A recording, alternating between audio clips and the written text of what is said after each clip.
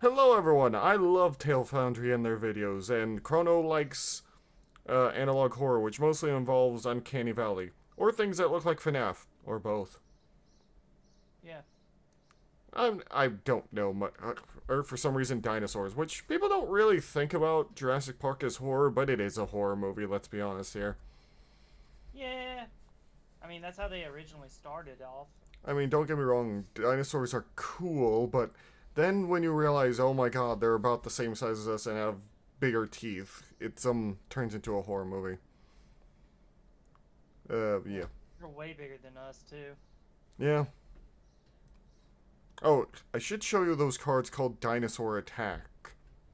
It's a Oh, yeah? weird story, but it's a thing. There's Dinosaur Satan in there. Oh my god. It's a comic book and everything. Anyway, we're going to head into this, and I hope you all like it. But yeah. You're home alone. The streets outside are empty. Temperatures are skyrocketing with no apparent explanation. For all you know, this could be the start of the apocalypse. Each day, the news reporters say it's getting worse. Everyone remains indoors for their safety, if they're fortunate enough to have some place to stay. The scorching heat isn't the only thing you're hiding from. Nighttime may offer relief from the sun, but not from the visitors. You've only heard snatches about them. Whispers, theories, rumors. Nobody knows exactly what they are. They've clawed their way up from the underground, their nails caked in dirt and grime. Oh. They aren't human, but they always appear to be. The visitors conceal themselves among your desperate neighbors, begging to be let into your home. Each person who comes to your door could be a human like you, wary and pleading for shelter, or they could be a monster, ready to kill you in cold blood. Always the worry. If, by chance, you think you've identified a visitor, the only sensible thing is to draw your gun. Oh. But what if you get it wrong? It's an easy mistake to make. There's always the chance you could let one of these things into your home by mistake. Yeah. Or you could mistakenly kill an innocent person. That's the biggest worry. You're not When sure. everyone you meet could be a potential threat, when trust becomes a matter of life and death, how can you be certain who's human and who isn't? This is the premise of the game No, I'm Not a Human by indie studio Trios I think you should try this As game, of the writing of the honestly, script, only the demo is out, but it's already become sort of an internet phenomenon. This feels very you. In a weird way, I think that makes sense. It feels like the culmination of something. I mean, over the past decade, I've been seeing a whole lot of this in indie media. Yeah. The Magnus Archives, the Mandela Catalog, Who's Lila? Have we Oh, gone yeah, to the end? Mandela Cal- Oh, We've we've done gone. the Mandela catalog. Yeah, but we haven't done those other two. I have no idea what those other two No. are. For those who don't know, over on Chrono's channel, we've been watching analog horror. Some of it is horrifying to me. Some of it is creepy. Very creepy. Some of it might be kind of hilarious. Some of it's goofy, depending on how you look at it, honestly. Yeah. I mean, the Walton Files is creepy, but the faces honestly are freaking hilarious looking in some cases. Yeah. Just overly stretched out faces. But still, it kind of creeps me out. Well, yeah, because a human face is not to do it. We humans are able to identify other humans pretty well. So when something looks wrong, we can tell. When something sounds wrong, we can tell. Oh, yeah. It's just horrifying in its own certain way. Like 90% of all analog horror projects, there's something about the idea of monsters disguised as humans that seems to really get under people's skin. Oh, they didn't even mention It's even a trend on TikTok and Instagram. They didn't mention what now? You're full away from... Gemini Home Entertainment. Oh, they were just looking for 3 examples, but yeah. Yeah. Yeah, that's like another example of like monsters wanting to become humans kind of thing. Actually, some of the stuff he said in here gives me an idea for analog horror, but we'll see. All these short-form videos where someone encounters something that looks human, but isn't. You can tell by their movements. I guess it's no surprise to see this trend emerging. It's an idea that's probably haunted mankind forever. Oh, definitely. You'll find folklore about shape-shifting monsters all around the world, from changelings in Ireland to the Aswang in the Philippines. We've seen this trend before in pop culture, too. Yeah. In the latter half of the 20th century, it was everywhere in horror movies. The Thing, They Live, Invasion of the Body Snatchers, and its many, many Yeah, it's remakes. been around for a long time. When you think about it, it's a surprisingly ubiquitous concept. What we're seeing now is just its most recent incarnation. What I find so interesting about these stories is that they're not really about the monster. I mean, the monster is scary, absolutely, but I think the reason humans find them so haunting, so resonant, is how easy they are to mistake for other humans. Yeah.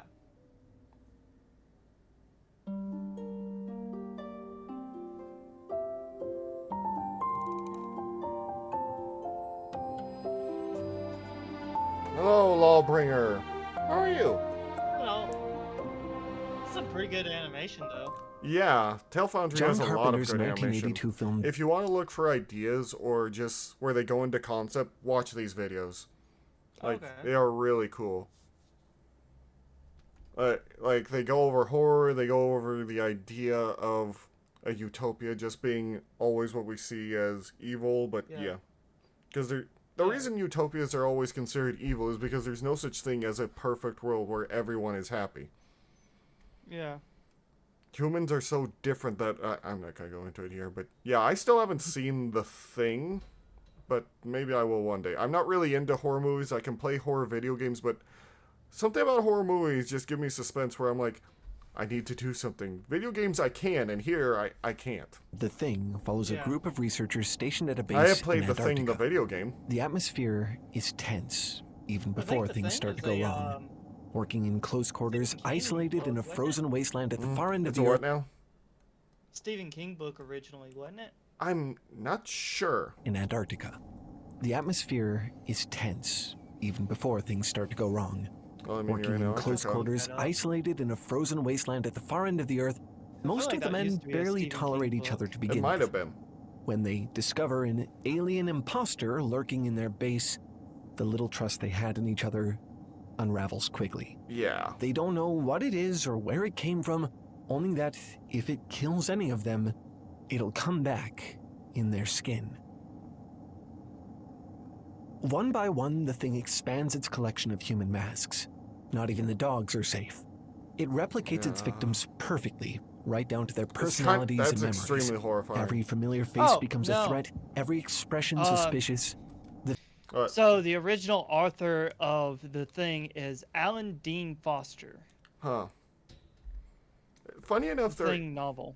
There is an event similar to this on Marvel as well, where we have the secret invasion of the Skrull. Oh, okay. Yeah, basically the Skrull are able to take the appearance of our heroes and their abilities and their memories. It's kind of horrifying. Yeah. Because they're basically the whole thing is they're trying to take over the world, but yeah.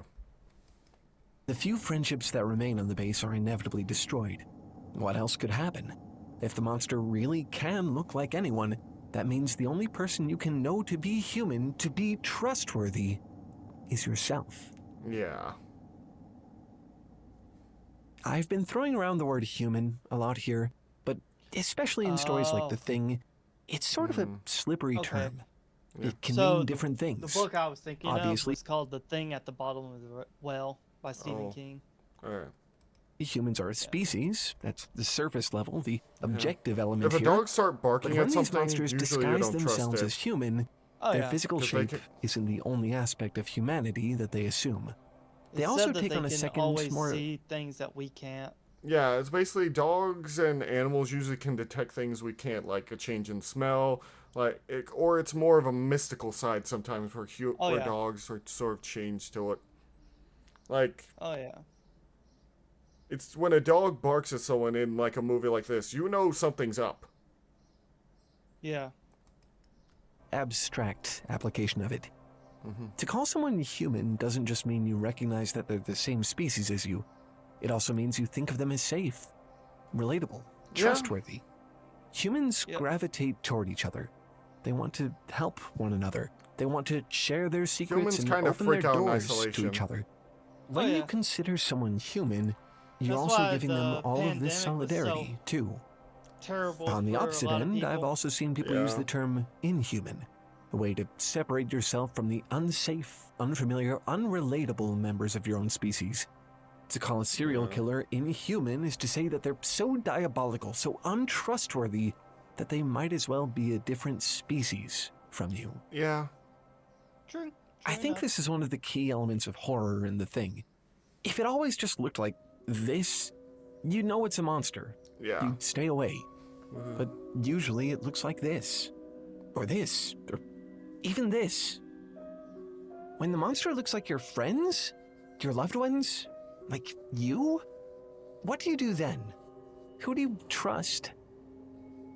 As McCready puts it in the movie, nobody trusts anybody now. We're all very tired. Can't blame him. I talked about No, I'm Not a Human earlier, the game where you have to keep the mysterious visitors from entering your house. Well, I didn't finish. It gets a whole lot worse. Oh dear. As time goes on, you gradually hear more and more about the signs you can use to identify visitors on the news. First, you hear that they have perfectly straight teeth. Then it's dirt under their fingernails. A few days later, you hear that they have bloodshot eyes and appear blurry in photographs. Oh. Whenever you let someone into your house, the game lets you test them for these signs. If they display any, you can draw your gun and solve the problem. Gradually, as you learn more of the signs to look for, the range of what you consider to be human shrinks. You see the exact same thing happen in a lot of these stories. Yeah. In The Thing, McCready uses a blood test to identify the creature. The aliens in the movie They Live are easily revealed with a pair of sunglasses. In Invasion of the Body Snatchers, the pod people are zombie-like and never far from their eponymous pods. It's a part of the archetype that feels unavoidably true to me. Humans are always on the lookout for the monsters in their midst, always taking up new methods of identification. I've seen videos of people claiming they know how to spot a narcissist purely by the size of their pupils or the way that they stare. Which is BS. There are guides to telling the difference between what they call high-trust faces and low-trust faces. Back in the day, you had physiognomy, the science of assessing someone's character by their outer appearance. From the shape of someone's face or skull or underlying bone structure, you could deduce just about anything. It's regarded as pseudoscience now for a reason. Yeah. In reality, there are no magic sunglasses, no giant pods, no Let's be convenient honest, we blood wish there tests. was, though. But it's tempting to reach for one, isn't it? This is the deepest source of tension in No, I'm Not a Human. This is what the game is asking you to do. Perfect teeth could be a sign of a visitor, or maybe one of your guests recently got their teeth fixed. That blurry photo you took could confirm a monster, or you could have just captured an anxious, fidgety child. One guest, a woman whose husband has just died, is terrified of crying. If she does, her eyes could redden. And you know what red eyes could mean. Who are you willing to risk killing? How can any of these signs, on their own, be enough? McCready's blood test exposes the thing, but it also exposes something else. In a moment of frustration, the dog handler, Clark, swings a punch at him. This single second of violence is all McCready needs to determine that this isn't Clark at all. Gun already drawn, he fires without hesitation. McCready takes a sample of Clark's blood, dips the hot wire into it, and it doesn't react. Childs, the mechanic, looks at him with disbelief. Oh no. Clark was a human, he says, which makes you a murderer. After sleeping with her boyfriend, Jay Height wakes up in an abandoned building.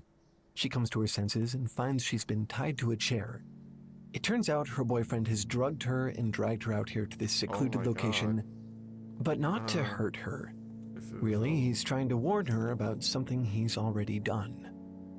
During their tryst, he passed something on to Jay. Something invisible to everyone else. Something dangerous.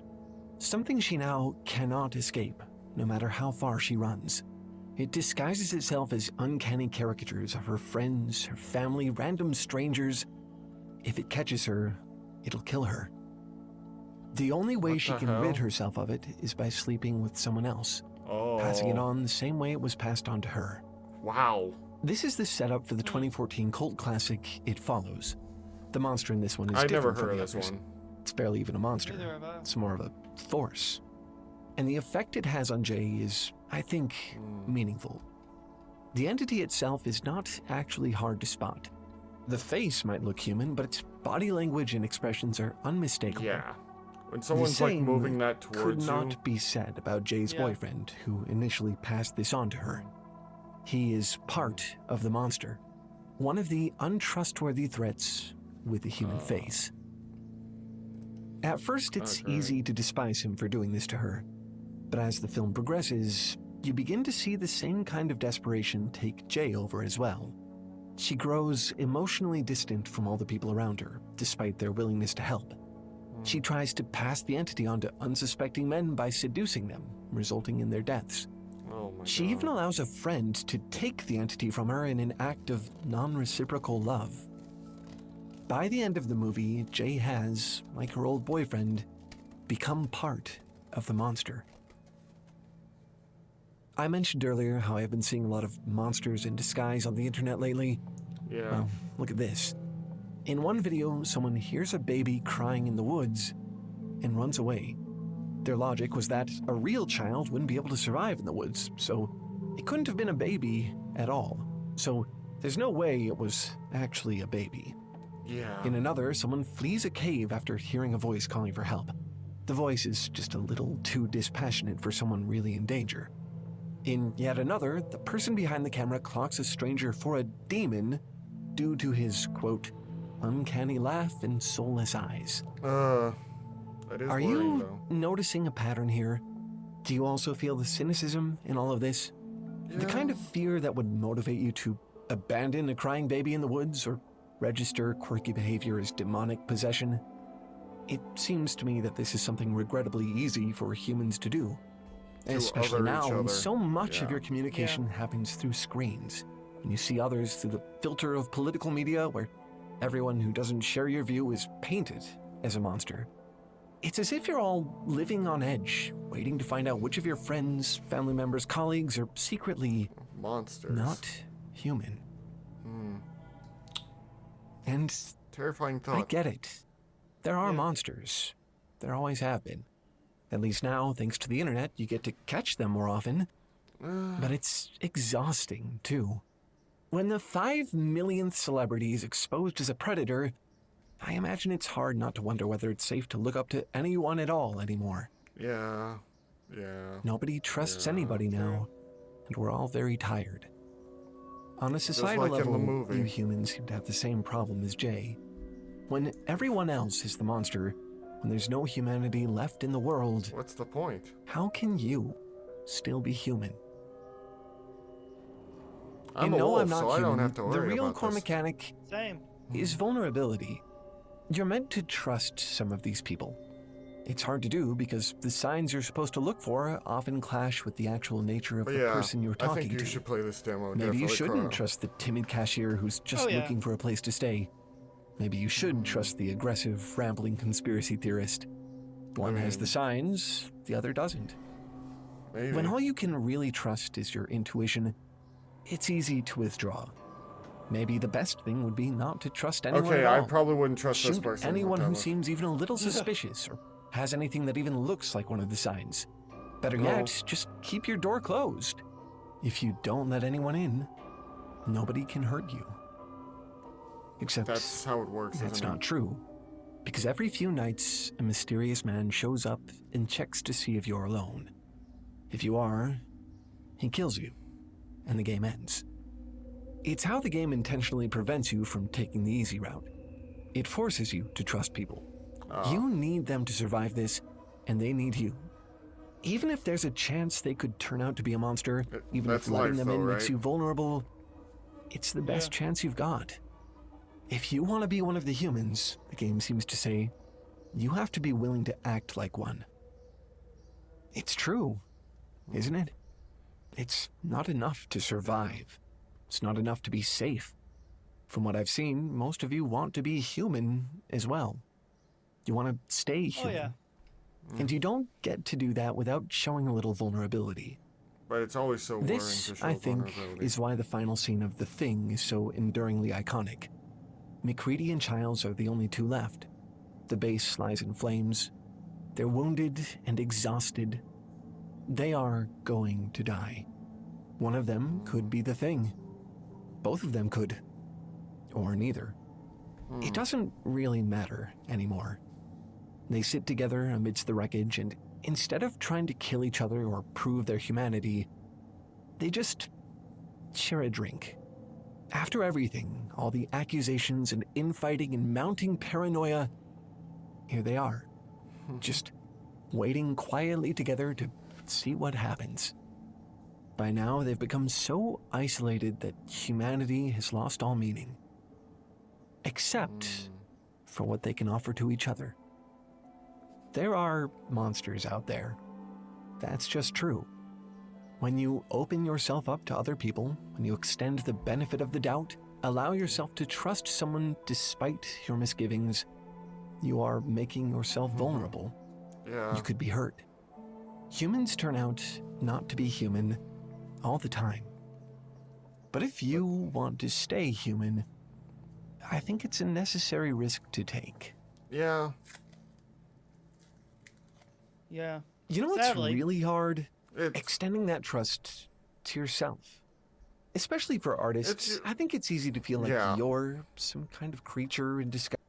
the usual thing Yeah. with artists, though, is they're worried about showing their true feelings through their art, which is why nowadays we get the so many, isn't this weird, yeah, that we're doing this. It feels so disingenuous, you know what I mean? Oh yeah. Like, you're trying to make comedy of your own, of what you're own doing, but you're still doing the thing because you're scared of being ridiculed.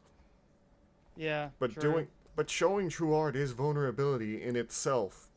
Being an artist is being vulnerable to criticism, to everything. If you want to make Oh, yeah. something truly genuine, you have to put yourself out there, but that's life. Yeah. I mean, you don't want to I end try up... to Go ahead. tell Rain the same thing. I usually try to tell Rain about the same thing myself. I mean, you don't want to end up like H.P. Lovecraft, who was just stuck in an abandoned house for the rest of his life, looking at the walls and being scared of the world. Yeah. Like, people talk about how great he was as a writer. Here's the problem was... Well, not only that he was racist, but that is a problem. It's the problem of he didn't trust anyone in his life, even his wife, who eventually divorced because he was so scared of New York. Yeah. He was scared of the outside world and Guys, apparently had a weak If you've ever constitution, heard so he of Clive couldn't learn Barker, math. he's kind of an interesting case study for this. So interesting, we actually made an entire little documentary about it. Based on all the stuff he's made, Hellraiser, Candyman, the Oh, Books of Blood, He made you'd those? probably expect him to be some kind of wizened, Oh. dark, brooding creature, right? Yeah. But he's not. He's That's the funny kind thing. of delightful. Some of these actually. people that make some of the It's a darkest duality stuff that are actually all his really life he's made sure to maintain. It's an lighthearted. important part of him. Like the guy Yeah. who made There's room Berserk. for both him and for Oh, the yeah. blood-soaked, weird, disjointed I think that was a artist painter the that same inhabits him. way. Honestly, I think that documentary Like, is maybe it one was of like my a favorite story about projects a we've painter ever who made. used to paint, It's actually like, part of a bunch six-part like, series we really, made called dark Worldsmiths, stuff. which covers a bunch of our And favorite it authors in turned a out very that simple... you actually met him. He was like a really, really nice guy and very upbeat about life and stuff like that. Mm. It was like, why do you make art like this then if you're so upbeat and everything? It's like, because I like doing it. That's as good as Like, one as That's a any. good Get away. answer. Yeah. Yeah, that's like And the we were truest only able answer to ever. do it because I we mean, I'll be right kind don't- of have our own streaming don't need a service. better answer. Okay, not That's fine. we as in Tail Foundry, but we as in indie creators. Yeah, I want to I don't create know if something you know this beautiful yet, one but day. a bunch of comic us have book, sort of a story. banded Hell, I together want it to to create make a it big place enough for people love projects it, or like make this. shitty There's a lot of fanfiction names about you'll it. probably recognize over there. I know, Tears the world is back banded up to together life, to so- create a place for projects like this. Oh, There's a lot of names you'll probably recognize over there. Tierzu has an original series where he breaks down individual animals as if they were character builds in a video game. Jacob Geller and Big Joel upload kind of an unbelievable amount of I don't bonus know who those content. are. Even the guys from MST3K are over there, which is I should roll a bit more of this. made. It's actually part of a six-part series. Disjointed artist that inhabits him. Yeah. that's Honestly, I think that documentary is maybe one of my favorite projects we've ever made. It's actually part of a six-part series we made called Worldsmiths, Looks which lovely, covers honestly. a bunch of our favorite authors in a very similar way. And we were only able to do it because we kind of have our own streaming service. Okay, not we as in Tail Foundry, but we as in indie creators. I don't know if you know this yet, but a bunch of us have sort of banded together to create a place for projects like this. There's a lot of names you'll probably recognize over there. Tirzu has an original series where he breaks down individual animals as if they were character builds in a video game. Jacob Geller and Big Joel upload kind of an unbelievable amount of bonus content. Even the guys from MST3K are over there, which is insane to me.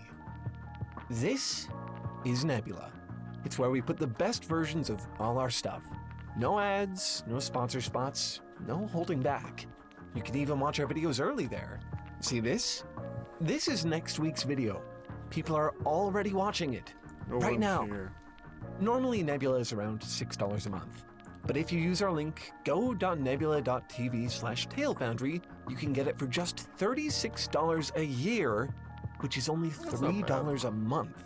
For less than the price of a cup of coffee, you can get access to hundreds of hours of new content from creators you love, get a way better experience watching it, and support the best environment for creators like us on the internet. You even get guest passes with your membership, which you can give to your friends to let them watch stuff for free. Again, visit go.nebula.tv/tailfoundry to get everything I just mentioned for $3 a month. Nebula is just such an awesome thing. I hope you'll give it a look. Anyway, that's all for this one. Thanks for watching and keep making stuff up. I'll see you next week. Bye. We'll always keep making stuff up. So, I want to ask all of you at home, what did you think of that video? Do you want chicken? Hello, Krona. I really need a chicken. Rain's right there. Ah, she appears. When did she appear?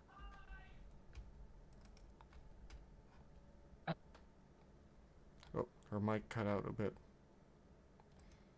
You mean? There she is.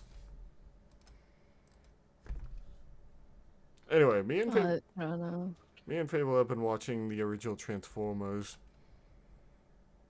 And yeah, we were watching a thing about, well, anyway, thank you all so much because I forgot to end the video, so thank you all so much, and I'll see you later.